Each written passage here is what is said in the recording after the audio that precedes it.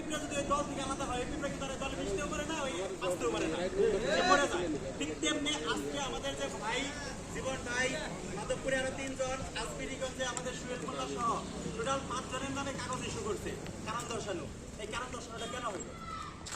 কারণ দর্শানোটা কেন হইলো? কেন কারণ দর্শানো হবে?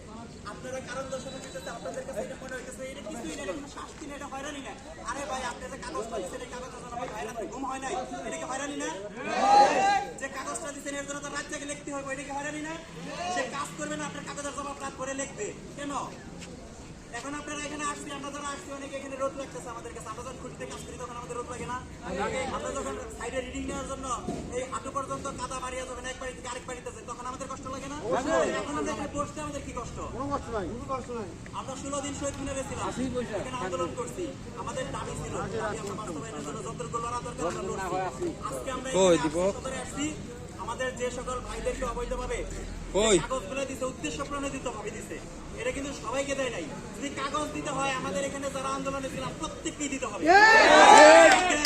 যদি সবাইকে না দেয় যাদেরকে দিচ্ছে এটা প্রত্যাহার করতে হবে। না করা পর্যন্ত আমরা একজনে এই মার্চ ছাড়বো না। এই মার্চ ছাড়ার জন্য আমরা আসি নাই।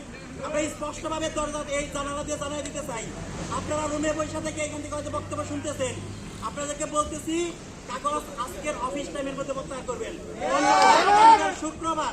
আগামীকাল শুক্রবার আপনারা হয়তো অফিসে ছুটি কাটাবেন, আমরা লাইন করে একটাও ছুটি কাটাবো না, সবাই সদর দপ্তরে শতভাগ উপস্থিত হবে।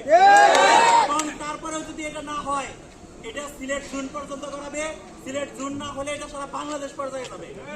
আপনারা এই হবিগঞ্জের ঘটনাকে সারা বাংলাদেশে নিয়েন না, আপনাদের কাছে অনুরোধ থাকবে আজকের দিনের ভেতরে এটা সমাধান করেন, অন্যথায় এই ঘটনা কোন পর্যায়ে যাবে এটা আপনারা ভুলেও ভাবতে পারবেন না। মনে রাখবেন 2023 সালে যখন লেভেল 1 আন্দোলন হয়, নোয়াখালীর একটা এজিএম স্যার একটা বলছিল, মানে আমাদের কামরা বলে প্রতিহত করছিল, মানে কামরা বলে এটা বলছিল যে কামরাদের এত বড় সাহস করতে হয় এত বড় আন্দোলন করা, এটা বলছিল। ওই এজিএম এর বিরুদ্ধে আমরা মানে বদলি অর্ডার করাইছিলাম, সদরে তারা ক্লোজ করে, মানে ওই সাইড অফিস থেকে তারা বদলি করে সদরে নেওয়া লাগছে। আজকে ইনাথগঞ্জের এজিএম স্যার যে ঘটনাটা করছে, এই ইনাথগঞ্জের এজিএম স্যারের ওই অফিস থেকে প্রত্যাহার করে তাকে কোন জায়গায় দিবে না দিবে আমরা জানি না, কিন্তু তাকে ওই ইনাথগঞ্জে রাখা যাবে না। দ্বিতীয়ত আমাদের দাবি, যে সকল কারণ দর্শানো দেওয়া হয়েছে এই কারণ দর্শানো আজকের অফিস টাইমের ভেতরে প্রত্যাহার করতে হবে, এটা আমাদের দাবি, মুখ্যম দাবি।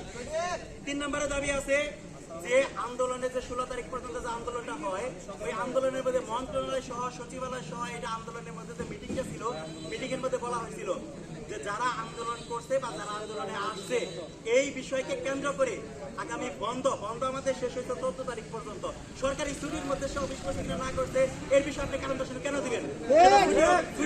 অধিকার একজন এমপ্লয়ি নাই, তাহলে একজন এমপ্লয়ি একটা ছুটি বুক করবে, সে তার এজেন্ট কে জানাইছে, ইঞ্জিনিয়ার কে জানাইছে, অফিস প্রধানকে জানাইছে, সেই বিষয়টা আপনারা মানেন নাই। আপনারা কি করছেন? কারণ দর্শানো হয়েছেন। কেন? আমার সমস্যাও কি আমার কর্তৃপক্ষকে আমি জানাতে পারবো না? আমি এখানে চাকরি করি, আমার সমস্যা থাকতে পারে না? সুহেল মোল্লা অসুস্থ, তারপরে কেন মাধবপুরের আলিম অসুস্থ, তার হোয়াটসঅ্যাপের স্ক্রিনশট আছে, সেই ইঞ্জিনিয়ারের মানে মেসেজ দিছে, এজেন্টকে মেসেজ দিছে, তারাও মেসেজের রিপ্লাই দিছে, সেই মেসেজের রিপ্লাই দেওয়ার পরেও তারপরেও কেন কারণ দর্শানোর কাগজ তৈরি হইল, এটা জবাব দিতে হবে। তারপরে এখানে আছে বকেয়ার বিষয়।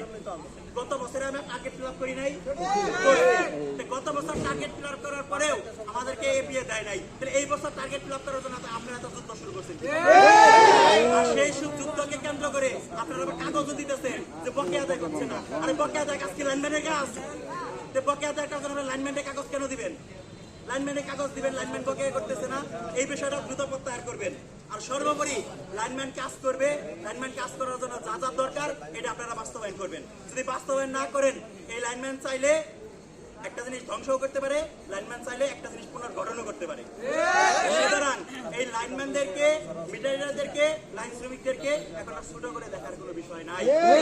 মনে রাখবেন যে আগে একটা বাচ্চা যখন জন্ম হয় সে কিন্তু কথা বলতে পারে না, তারা শিখায় এটা সরাই, এটা সরাই, এটা বিভিন্ন ভাবে শিখানো হয়।